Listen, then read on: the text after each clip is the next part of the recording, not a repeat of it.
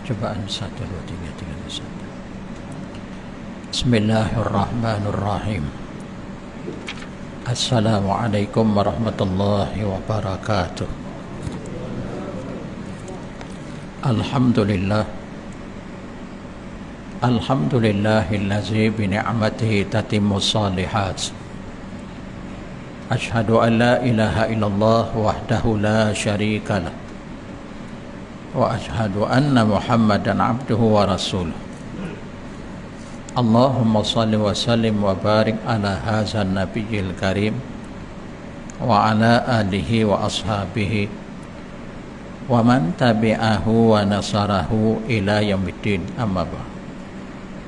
Yang dihormati lagi dikasihi saudara pengurusi, Tuan Imam, saudara yang menganjurkan pengajian kita pada malam yang berbahagia ini, ahli-ahli jawatan kuasa, seterusnya muslimin, muslimat, hadirin, hadirat, tuan-tuan dan puan-puan, para jemaah, anak-anak yang dikasihi sekalian. Syukur alhamdulillah kita masih lagi berada di permukaan bumi Allah. Mudah-mudahan kehidupan kita sentiasa mendapat keampunan daripadanya. Bukan sahaja keampunan, bahkan lebih daripada itu. Kita memohon kepadanya agar sentiasa dirahmati.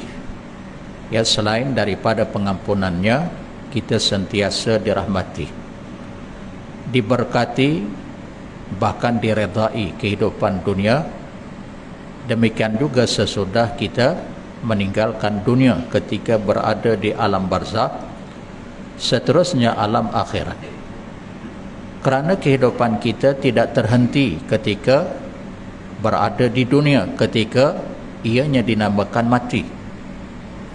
Perjalanan kehidupan kita tidak akan terhenti walaupun dia telah meninggalkan dunia. Dengan arti kata yang lain, dia telah pun mati. Kerana ada lagi kehidupan yang berlainan daripada kehidupan duniawi. Kehidupan itu dinamakan kehidupan alam barzakh. Kemudian kehidupan yang seterusnya, alam akhirat. Nah, di sinilah penentuan kita, sama ada kita ke syurga, tempat yang terakhir, atau ke neraka. Di sini ada dua keadaan, mungkin kekal, mungkin sementara waktu.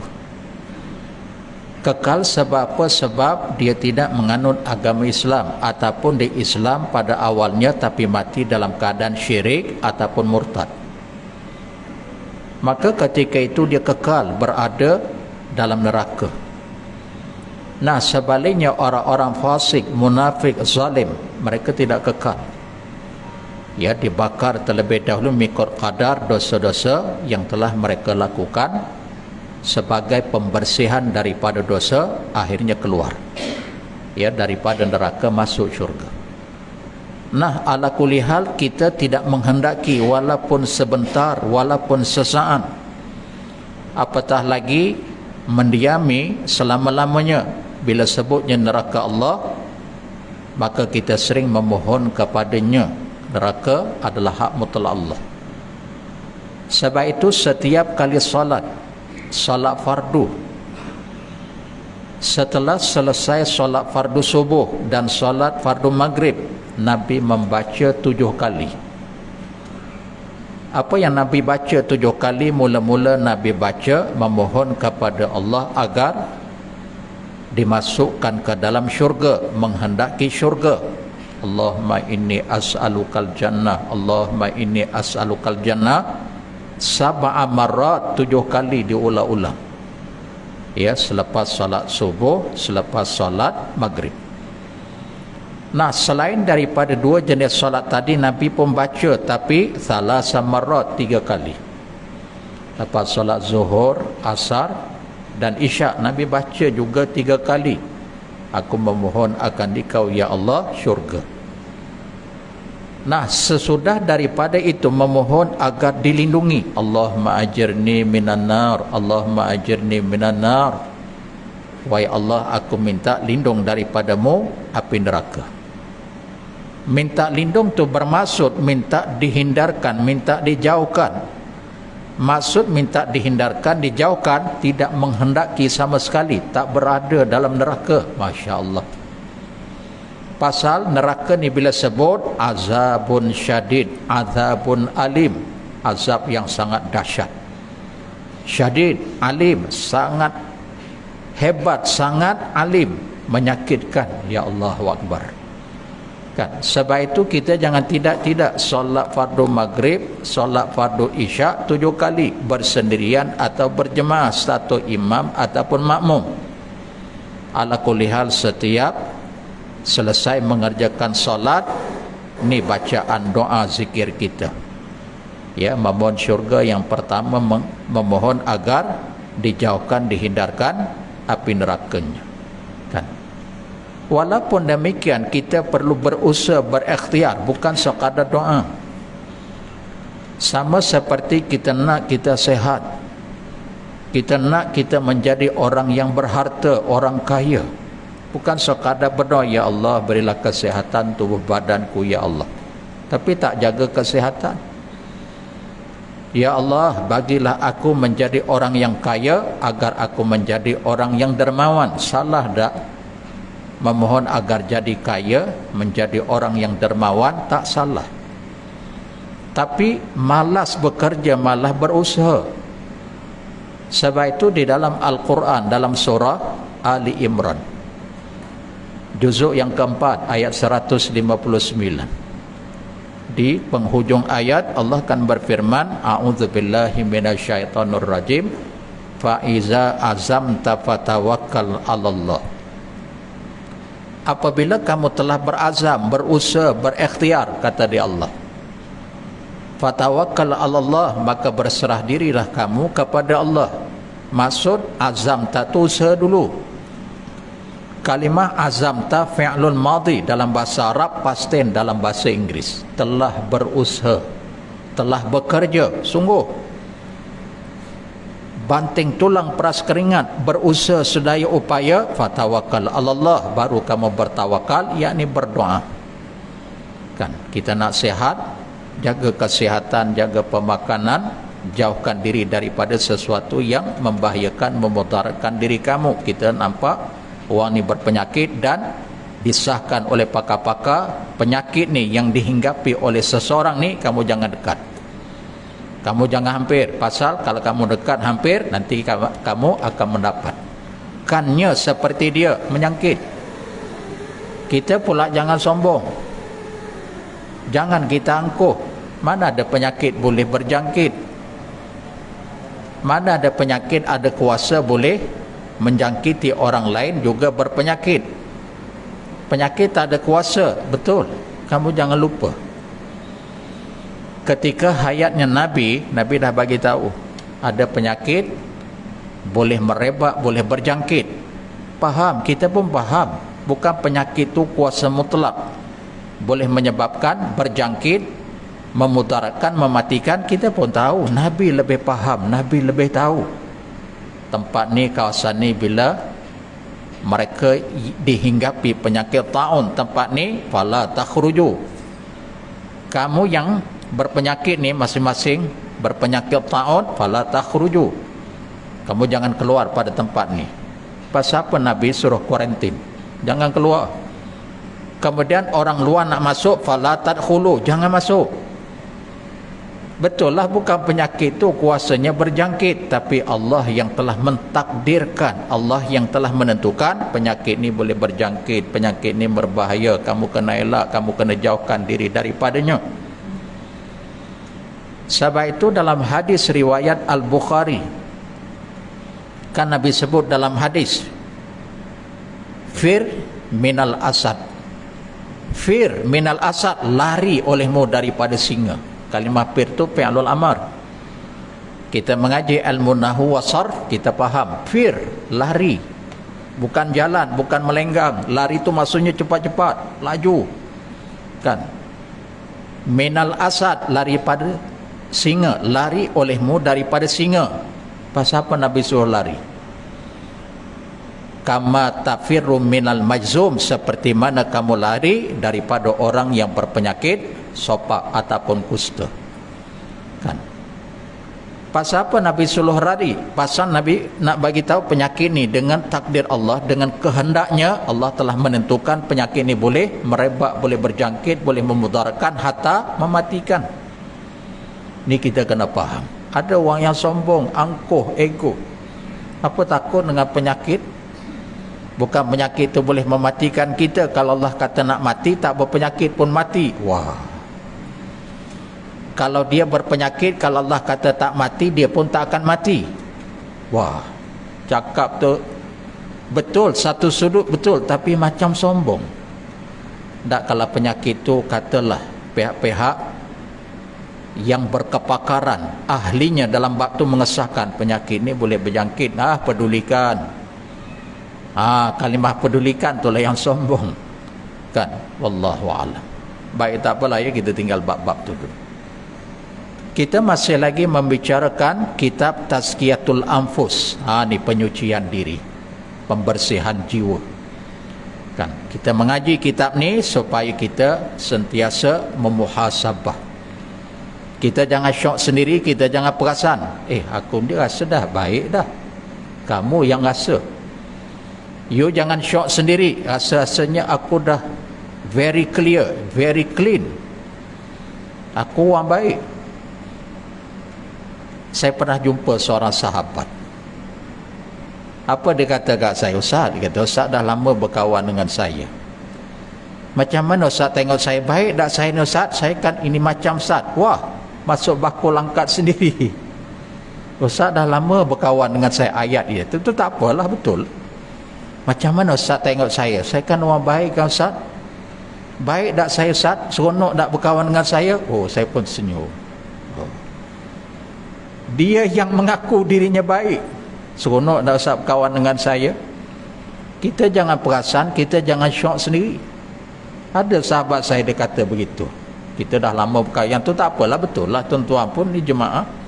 Kan lama dah saya dengan Abah Razak, Abah Haji Razak. Lama dah bersahabat, lama dah berkawan. Tapi rasanya Abah Razak pun tak pernah kata kat saya. Saya pun tahu. Setiap malam puluhan tahun dah Abah Razak kita hadir dalam rumah Allah, surah An-Nur, lama. Kan? Haji kita ada yang telah wafat, yang telah meninggalkan kita, tu arwah Haji Nordin. Kan lama. Allahu Akbar. Dulu bermula saya terperanjat ke, habis ceramah takbir, Allahu Akbar. Wah, apa hal ni gitu. Macam ceramah politik pula gitu. Tapi tak apalah, dia takbir, apa salahnya? Kan? Jangan pula kita tak tentu pasal marah apa ni je takbir-takbir. Kan? Tapi tak pernah jemaah tu, Ustaz baik tak saya Ustaz? Gitu. Yang kawan ni secara tepat mengaku dia. Kan? Seronok nak kawan saya Ustaz, baik tak Ustaz saya? Begitu. Nasib baik saya tak jawab, saya diamnya. Tuan jangan perasan tuan jangan syok. Agaknya lepas tu tak berkawan kot. Kita kata diri kita baik, Ustaz pula kata jangan perasan, jangan syok. Gitu. Ni adik kita depan. Kan kerap hadir dalam mai, duduk depan. Tak pernah pula dikata kat saya, betul. Ustaz, saya duduk depan, baik tak saya Ustaz? Seronok kawan dengan saya Ustaz. Tak pernah adik kita kata begitu. Allahu Akbar. Kita jangan syok, jangan perasan. Ya. Ibarat kata begini, kalau kita rasa baik, diperbaiki lagi, upgrade lagi. Jangan pernah merasa kepuasan dan kecukupan. Ya, dengan kebaikan, dengan ibadah amal soleh kita. Baik, kita berhenti bab tu dulu. Kita masuk kepada bab tanda-tanda hati yang sehat dan hati yang sakit. Tanda-tanda hati yang sehat dan hati yang sakit. Ini bab yang kita nak mengaji, bab yang kita nak mempelajarinya. Sebelum kita belajar bab ni, kita baca satu persatu. Saya nak tanya tuan-tuan, ibu-ibu yang dirahmati Allah, agak-agak hati kita sehat ke sakit? Sehat ke sakit? Kita pakai spek dulu. Saya tanya ibu yang belakang, boleh bu? Tudung hitam, boleh bu? Agak-agak hati kita sehat ke sakit? Apa pasal Ustaz tanya ibu? Tanyalah kita dulu. Tak pasal kita lahir daripada perut ibu, tanyalah ibu dulu. Betul tak? Kan? Walau banyak ni haji-haji kita depan pun ramai. Saya tanya Ustaz, sehat ke hati kita sakit bu? Boleh bu? Sehat ke agak-agak kita punya hati ni sehat ke sakit? Gitu. Tuan pengurusi kita, Haji, sehat ke sakit agak-agak hati kita? Agak-agak. Entahlah Ustaz, tak tahu. Gitu. Itu yang nak mendengar tu penjelasan kitab yang akan kita baca. Entahlah Ustaz, tak sehat tak sakit. Okey, kita baca. Saya baca baru kita tahu. Kan, sehat ke sakit, elok ke ataupun rosak. Kan, hati kita ni ada ketika sehat, sakit, elok, rosak. Kan. Baik. Tanda-tanda hati yang sehat. Hati yang sehat memiliki beberapa tanda yang dapat diketahui dengannya. Apa di antara tanda hati kita sehat? Kalau dalam bahasa Arab disebut qalbun salim. Ada tak dalam Quran kalimah qalbun salim? Ada. Hati yang selamat sejahtera. Contohnya dalam surah Asy-Syu'ara ayat 88. Kita tak sebarangan. Ya, surah Asy-Syu'ara ayat 88. Mula-mula Allah sebut ayat 88, kemudian penyambungan daripada ayat itu 89. Mula-mula Allah sebut a'udzubillahi minasyaitonirrajim. Buka sendiri. Tak acilah Ustaz, bacalah ayat tu, terjemahlah. Gitu. Suruh rajin, tahu rajin. Ni yang tak syok ni Ustaz, bacalah ayatnya, terjemahlah baru kita tahu. Saja je nak usik-usik. Gitu. Okey. Ayat tu Allah berfirman, yaumal la yanfa'u malun wala banun illa man atallaha biqalbin salim. Pada suatu hari tidak bermanfaat harta benda dan anak pinak, melainkan orang yang berhadapan dengan Allah membawa jiwa yang selamat sejahtera. Rupanya besok kita bertemu dengan Allah, harta benda kita takkan persembahkan ke Allah, tak ada. Anak pinak pun tak ada kita persembahkan ke Allah. Kita bawa masing-masing ketika itu dengan diri masing-masing. Masa tu kalau bawa harta pun Allah bukan berhajat ke harta. Kalau hakim di dunia mungkinlah kamu ada juta-juta under table, mungkin selamatlah kamu. Pasal berhajat kepada benda. Kan, dekat kod. Dalam mahkamah, dalam kod yang paling berkuasa, tak ada siapa yang boleh mengatasi kuasa tersebut adalah hakim. Betul. Hakim kata bebas. Walaupun betul kamu membunuh, bebas. Masalah prote-prote itu nombor dua. Tapi nak ceritanya kuasa mutlak dalam mahkamah, dalam kod, kuasa hakim. Betul lah. Memanglah orang tak puas hatilah apa punya hakim. Pendakwa raya dapat membuktikan dia memang membunuh. Pasal apa pula dibebaskan? Itu cerita lain. Cuma nak cerita kuasa mutlak. Rupanya dah under table. Patutlah lepas. Kan, kalau setakat 1 juta 2 juta tak main, puluh-puluh juta. Kan, tak apalah, kita bukan nak cerita bab. Kita nak cerita tadi tentang qalbun salim, hati yang selamat sejahtera. Kan, baik. Pertama, hati yang sehat. Ini tanda hati yang sehat, hati yang hidup. Hati yang sehat selalu mengutamakan hal-hal yang bermanfaat, yang berfaedah. Itu tanda hatinya sehat. Dia sentiasa melakukan kerja-kerja yang berfaedah, kerja-kerja yang bermanfaat dunianya dan akhiratnya. Ada tak kita ni kan, setiap hari kita buat kerja-kerja yang berfaedah, kerja-kerja yang bermanfaat dunia dan akhirat? Kalau ada, itu tanda yang pertama, sehat hati kita. Kan, Imam Ibnul Qayyim rahimallahu ta'ala menyatakan hati yang sehat iaitu yang lebih mengutamakan yang bermanfaat daripada yang mudarat. Imam Ibnul Qayyim dia wafat tahun 751 Hijrah. Kata dari Imam Ibnul Qayyim, hati yang sehat ni dia lebih mengutamakan sesuatu yang berfaedah daripada sesuatu yang mudaratkan diri dia. Sesuatu yang bermanfaat yang dinisbahkan kepada dunia, apa dia contoh?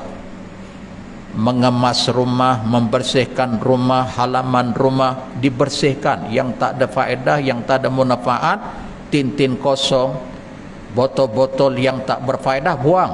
Mengemas, membersihkan rumah, halaman, persekitaran, rumput-rumput yang menjalar kan, yang menjadi penyebab tak kemas. Mungkin ada binatang-binatang serangga dikemaskan, kan? Dia buat kerja dunia itu. Atau membersihkan gotong royong, membersihkan masjid, surau dan seumpamanya. Ini bangsa dunia. Faedah tak? Faedah. Atau dia seorang penternak, bersungguh-sungguh dia menternak, pesawah, petani, peladang, pelaut. Masuk pelaut tu nelayan kan. Itu semua kerja-kerja yang berfaedah. Okey, kita tinggal bab tu dulu. Maka tanda-tanda hati yang sehat adalah selalu mengutamakan yang bermanfaat, seperti beriman kepada Allah. Kita dah tentu dah, alhamdulillah kan, kita mengimani, meyakini Allah. Satu bab kita dah selamat. Orang yang tidak beriman kepada Allah, tidak menganut agama Islam, dia tak selamat. Keselamatan dia, kesejahteraannya hanya sekadar di dunia. Bila mati, habis. Dia azab, go to hell, besok di hari akhirat masuk neraka. Kita satu bab, kita dah selamat pasal kita menganut agama Islam, agama yang sempurna, agama yang benar, yang Allah redha. Satu bab dah selamat kan. Kemudian setelah dia mengimani, meyakini Allah, dia beramal dengan tuntutan Allah dan Nabi dijadikan sebagai role model akidah, ibadah, akhlak. Nah, sebab itu dalam kuliah pengajian yang terdahulu saya pernah menyebut, kita nak selamat dunia akhirat ni, dalam bab pengkajian kita, akidahnya hendaklah benar. Akidah dia hendaklah benar. Ibadahnya hendaklah betul, akhlaknya hendaklah baik, pasti dia selamat dunia akhirat. Akidah yang benar, ibadah yang betul, akhlak yang baik. Tiga perkara ni kita kena jaga, kita kena pelihara. Akidah kita kena betul kan. Ibadah kita juga kena benar, merujuk kepada Quran dan hadis, jangan menambah-nambah, jangan mengurangi. Ibadah ni dah fit, yang wajib. Yang sunat ada ketikanya. Yang sunat, sebab itu sunat ni dia ada dua. Satu namanya sunat menepati sunnah, satu lagi sekadar sunat. Yang kita kehendaki, yang kalau boleh kita ni, yang bersungguh-sungguh mengerjakan, melakukannya sunat menepati sunnah. Ada ketikanya dia sunat je kan. Contohnya sangat mudah. Apa contoh sunat tapi dia tak menepati sunnah? Malam Jumaat kita baca surah Yasin. Walhal ketika hayatnya Nabi tak ada suruh para sahabat baca surah Yasin malam Jumaat.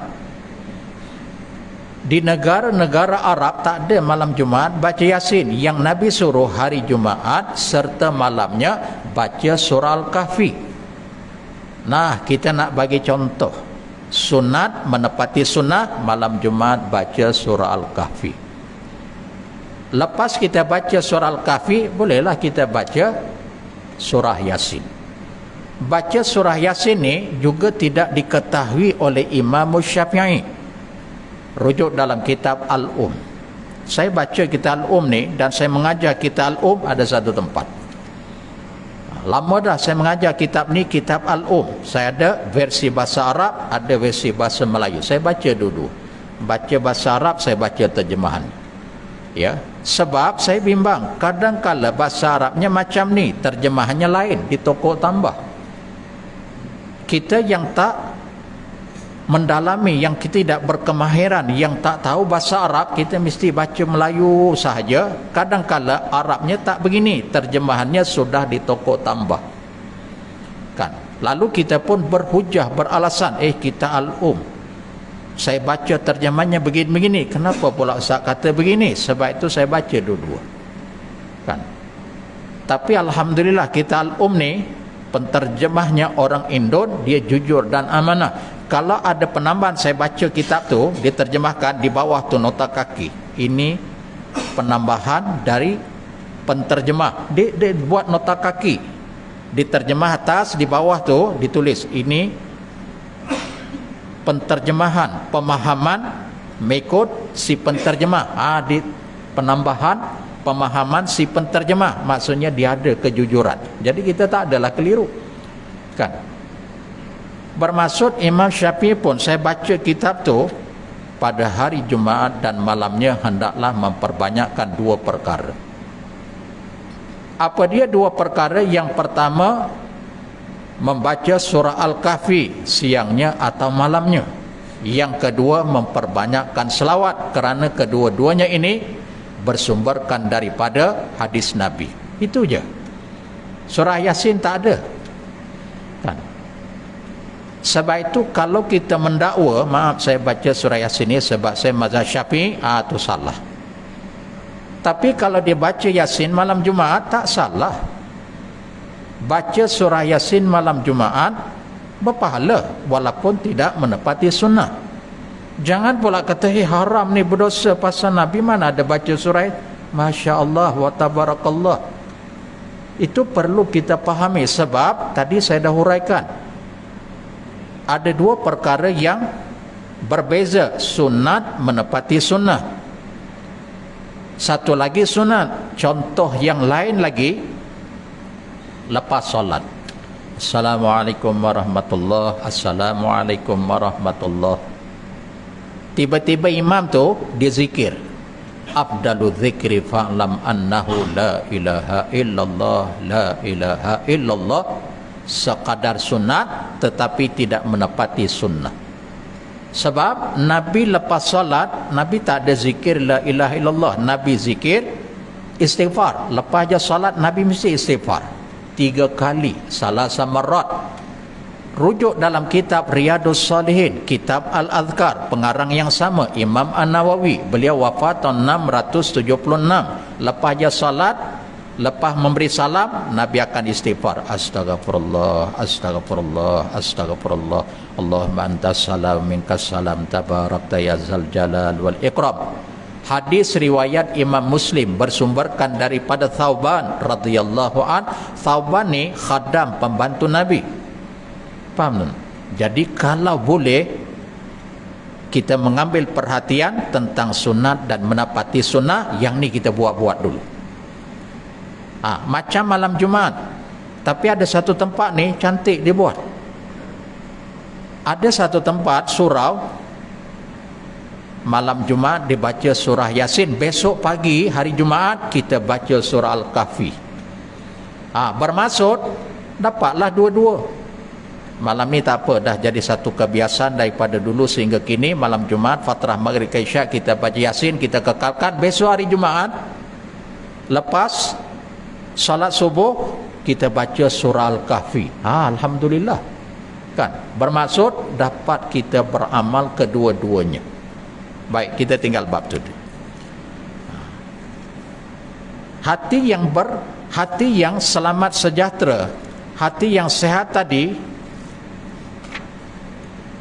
mengambil faedah, mengambil manfaat bangsa akhirat. Ya, apa dia? Beriman kepada Allah, menuntut ilmu, mentadaburi Al-Quran, membaca kitab-kitab, buku-buku yang berfaedah, yang bermanfaat. Maksudnya kehidupan rutinnya dia tak ada buang masa. Ialah betul lah, kadang-kadang kita nak juga rehlah, kadang-kadang kita nak juga rehat-rehat, santai-santai dengan anak-anak, dengan betul. Tapi maksudnya banyak masanya tu, masanya digunakan sesuatu yang berfaedah, yang bermanfaat. Kan baik, habis bab tu. Kemudian tentang hati yang sakit, hati yang marid. Ada tak hati marid dalam Quran? Ada.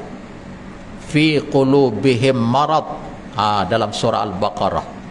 Ya, surah Al-Baqarah surah yang kedua di dalam Al-Quran. Surah yang pertama Al-Fatihah, yang kedua Al-Baqarah. Mula-mula Allah cerita tentang sifat orang yang beriman, yang kedua sifat orang kafir, yang ketiga sifat orang munafik. Betul. Tentang sifat orang munafik ni panjang Allah cerita. Orang beriman sikit je, orang kafir lagi sikit Allah cerita. Pasal berapa nak panjang-panjang? Pasal orang kafir ni dah very clear kan, sangat jelas. Oh, macam ni orang kafir, percakapan dia, kelakuan dia. Orang munafik ni, wah, macam-macam kan. Lidah kata macam ni, hati menyanggahi, menyelisihi. Lisan atau munafik, fi qulubihim marad, pada hati mereka tu ada penyakit. Ya.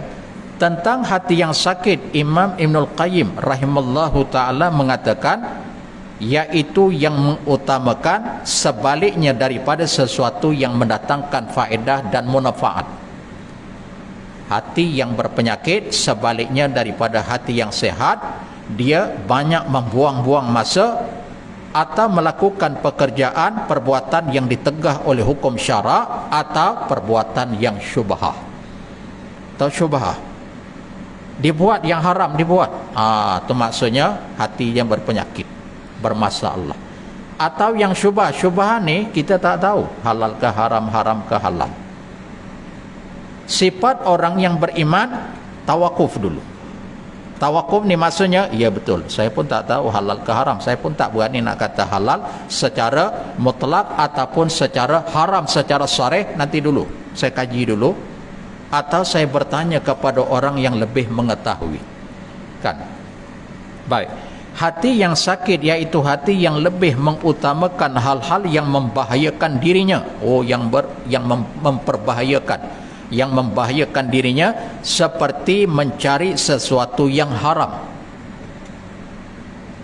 Cari je sesuatu yang haram, maka dia telah membahayakan dirinya. Itu tanda hati berpenyakit, hati yang tidak sehat, yang sangat bermasalah.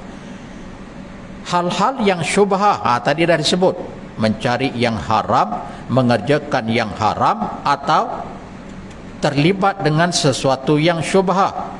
Hati yang sakit tidak mementingkan menjaga hal yang boleh menambah keimanan kepada Allah dan tidak kembali kepada petunjuknya. Hati yang berpenyakit ni, hati yang sakit ni, dia tidak menjaga keimanannya, dipedulikan.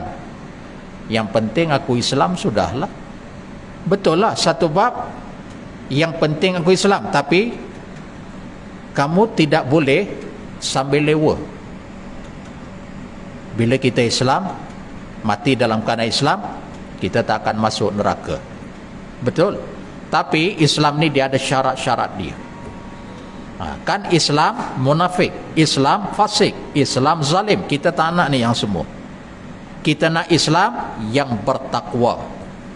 Islam agama Allah, kita menjadi orang Islam yang bertakwa kepada dia supaya selamat dunia akhirat. Bukan sekadar Islam pada nama Islam, tapi kehidupan macam tak Islam. Itu yang fasik kan.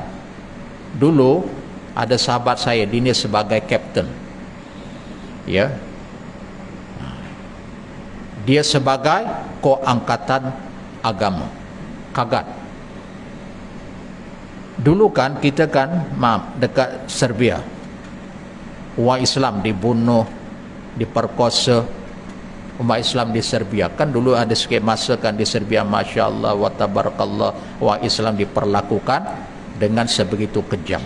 Rupanya ada sahabat kita Kagat, dia pergi ke sana, dia balik, dia cerita, patutlah Ustaz, Allah musibahkan, Allah balakan dekat bumi Serbia, sebab mereka Islam, tapi Islam mereka sekadar pada nama. Bila ditanya, what is your name? My name is Yusuf. What is your name? My name is Fatimah. Nama-nama Islam dan orang Islam. Tapi Masya Allah, masjid, banyak masjidnya macam surau, kotak-kotak kecil-kecil. Tapi yang mengimarahkan tu, ya Allah, saat sikit sangat yang mengimarahkan. Kemudian yang mereka salat tu pula kita perhati tengok ini apa mazhab ni, mazhab Syafi'i kah, Hanafi kah, Malikah, Hambali kah, tak tahu apa mazhab. Ibarat kata Islam tu macam tinggal pada nama. Kan? Ramai orang Islam tak tahu baca Quran, tak memahami Al-Quran, tak beramal dengan ajaran Islam. Patutlah dibala oleh Tuhan, dimusibahkan. Allahu Akbar. Kan? Sebab itu kita jangan Islam fasik, munafik dan zalim. Kita kena jadi Islam yang bertakwa kepadanya agar selamat dunia akhirat. Seumpama halnya yang hati berpenyakit, hati yang sakit tadi seumpama pemabuk. Kitab ni disebut pemabuk atau pemabuk Islam tapi minum arak dan seumpama dengannya, kan? Atau dia walaupun tak terkena yang haram tapi tak ada faedah seperti perokok. Ni yang merokok jangan marah kat saya tuan-tuan. Kitab yang sebut, kan, merokok. Perokok tegar. Dia perokok ni dia ada sekali-sekala. Kemudian kerap kala. Yang kerap kala tu tegar. Allahu Akbar. Kan? Ada juga ni kita rasa macam kurang seronok. Imam atau Bilal. Kalau siap tu gagah sikit pasal dia tak mengimam solat. Tapi Bilal ni ada ketika dia take over tempat si imam. Imamnya pun merokok, Pak Bilal pun merokok. Kan? Kalau sikit-sikit tu gagah sikit. Ini bukan sikit-sikit. Imam perokok tegar, Bilal perokok tegar. Allahu Akbar. Memanglah Daud Fatani dia kata merokok ni hukumnya makruh. Rupanya bukan rokok yang macam Benson and Hedges. Betul ya saya sebut, kalau salah minta maaf. Gitu. Dunhill. Kalau zaman saya di sekolah dulu gudang garam. Gudang garam. Nama rokok tu gudang garam. Ya, bila dah merokok tu pernah gak kita tes lah dulu masa sekolah pondok dulu. Kita gemam-gemam ni macam manis-manis dia. Gitu. Patutlah gudang garam. Macam manis-manis masing-masing, pahit-pahit. Kan? Gudang garam. Gitu. Allahu Akbar. Kan masa budak-budak dululah degil-degil juga kita ni. Kan? Merokok gak mencuri-curi. Bermaksud kalau boleh tinggalkan. Pasal tak ada faedah pun. Ni nanti perokok jangan pula marah saya nanti. Habis kuliah ni dia panggil Ustaz ni. Ustaz jangan kata saya Ustaz. Saya tak kata. Saya baca dalam kitab ni.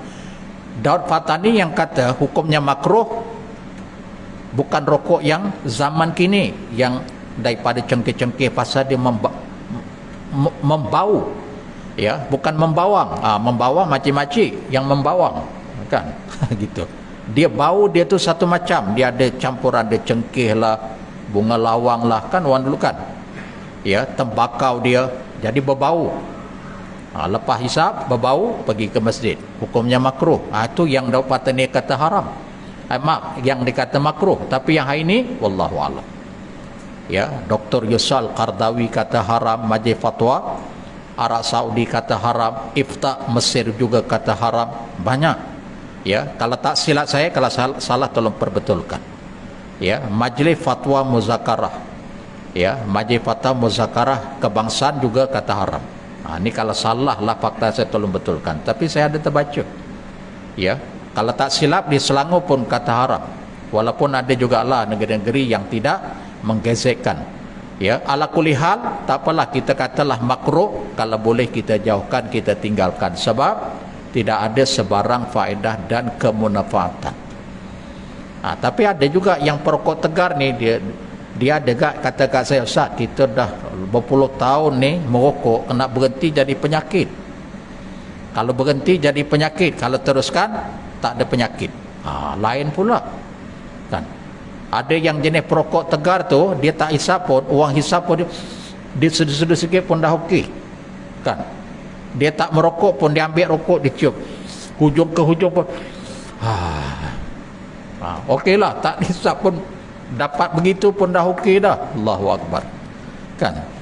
Begitu juga orang yang hidupnya terlibat dalam bab dadah, kan, injek, kan. Penzina hari ini kita tengok, ya, semalam saya tengok dalam YouTube, kebetulan tertengok, kan, dia bunuh isterinya, dikelar isterinya, dibunuh anak tu lebih kurang 3 bulan, umur muda lagi 24, 25 tahun, lepas tu dah bunuh, naik motor telanjang, kan. Jadi macam kurang siuman. Allahu Akbar, kan.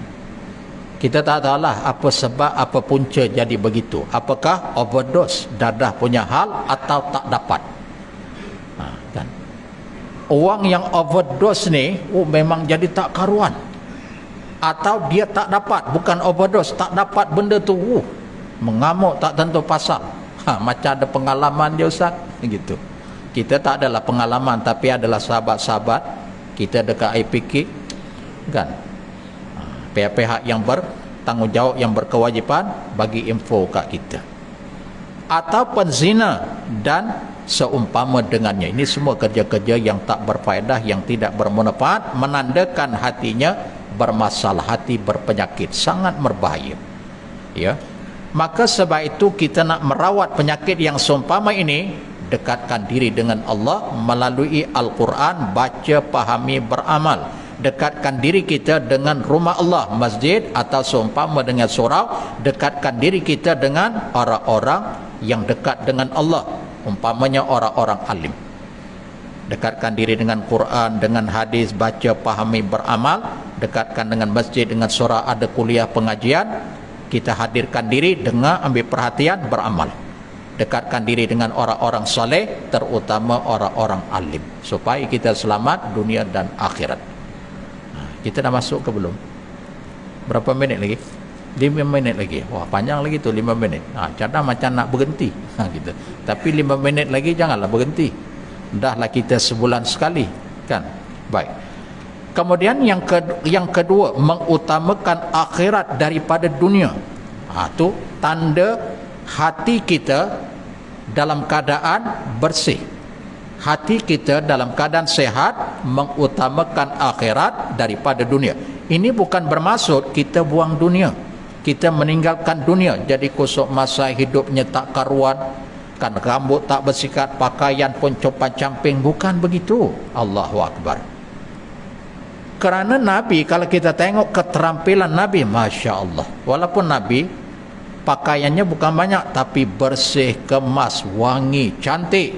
Nabi ada ketikanya, kita buka dalam kitab Syama'il Muhammadiyah, kepribadian Nabi, ya, ada ketika Nabi sikat ni belah tengah, ada ketika Nabi sikat belah kanan, ya. Nabi berminyak rambutnya. Allahu Akbar. Kadang-kala Aisyah radhiyallahu anha meminyakkan rambut Nabi, sehingga Nabi sebut dalam hadis riwayat Imam Abu Daud, man kana lahu sya'run falyukrimhu, barang siapa yang ada rambut maka hendaklah dia mempermuliakan. Maksudnya perkemaskan, perelokkan, perindahkan. Ini dah rambutnya panjang serabai, tak tahu ini belah tengah ke kanan ke kiri, tak kisahlah, banyak belah lah, Ustaz, gitu. Bagilah kemas sikit, kan. Kalau tak nak bersikat, botak macam saya, gitu. Kalau botak kita tak ada risiko, tak berminyak dan tak bersikat, tumbuh je sikit botak, kan. Allahu Akbar. Baik, Imam Ibnul Qayyim rahimallahu ta'ala mengatakan, dan termasuk dari tanda-tanda hati yang sehat adalah berpindah dari dunia hingga singgah di akhirat dan diam di dalamnya, ya. Pindah dunia ke akhirat dan menduduki, mendiaminya, seperti mana sabda Nabi SAW, kun fid dunya ka'annaka gharibun aw abirus sabil, yang bermaksud jadilah engkau di dunia ini seakan-akan sebagai seorang dagang atau seorang yang musafir. Ya, Nabi pesan dekat Abdullah ibn Umar, kun, jadikan olehmu ketika hidup di dunia ka'annaka gharib, orang dagang. Tahu orang dagang maksudnya wasing, tak tetap hidup di dunia, ke hulu ke hilir, utara selatan timur barat, au abirus sabilin, atau orang yang melintas jalan. Kita hidup di dunia ni sedang berjalan, sedang melintas nak tuju ke seberang sana, yakni hari akhirat. Maka sebab itu Abdullah ibn Umar ni, bila Nabi dah pesan begitu kat dia, maka Abdullah ibn Umar pesan pula dekat sahabat yang lain. Sebab kita orang beriman ni kena sering pesan mempesan, saling nasihat menasihati sesuatu yang berfaedah, yang baik untuk diri kita, kemudian untuk orang lain, terutama kita dengan isteri kita, dengan anak-anak. Begitulah saling tegur menegur, nasihat menasihati di antara satu sama lain. Kata di Abdullah ibn Umar, iza amsaita fala tantaziris sabah wa iza asbahta fala tantaziril masa wa khudh min sihatika limaradika wa min hayatika limautika. Apabila tiba waktu petang, jangan tunggu waktu pagi. Apabila tiba waktu pagi, waktu petang, jangan tunggu waktu pagi. Demikianlah sebaliknya, bila kamu berada waktu pagi, jangan tunggu waktu petang. Dan ambil waktu sehat sebelum sakit, ambil waktu hidup sebelum kamu mati. Maksudnya kita nak buat kebaikan ni jangan bertangguh, ya. Ambil waktu pagi sebelum petang. Jangan nantilah petang lah, aku memang banyak duit tapi nak infak nantilah, tunggu besok lah kot. Kalau sekarang yang infak boleh tak? Boleh, tak apalah, besok lah, apa masalah besok pun. Jangan bertangguh. Boleh tak ke? Boleh, sekarang. Mungkin ada sebab musabab, ini mungkin ada kesusahan sikit, ada masalah sikit, tak apalah, bolehlah kita tangguh kan. Tapi ketika itu boleh, buat. Begitu juga kita melakukan kebaikan, amal saleh. Bila waktu pagi jangan tunggu petang, petang jangan tunggu pagi. Begitulah juga bila kita berdosa, jangan bertangguh untuk bertaubat. Satu bab tadi kebaikan, jangan bertangguh. Yang kedua berdosa, aku ni berdosa dengan kamu mat, tapi tak apalah, tahun depan lah ya aku minta maaf, hari raya nanti 1 Syawal. Bagaimana kalau dia buat dosa tu lepas Syawal? Setahun lagi ke depan.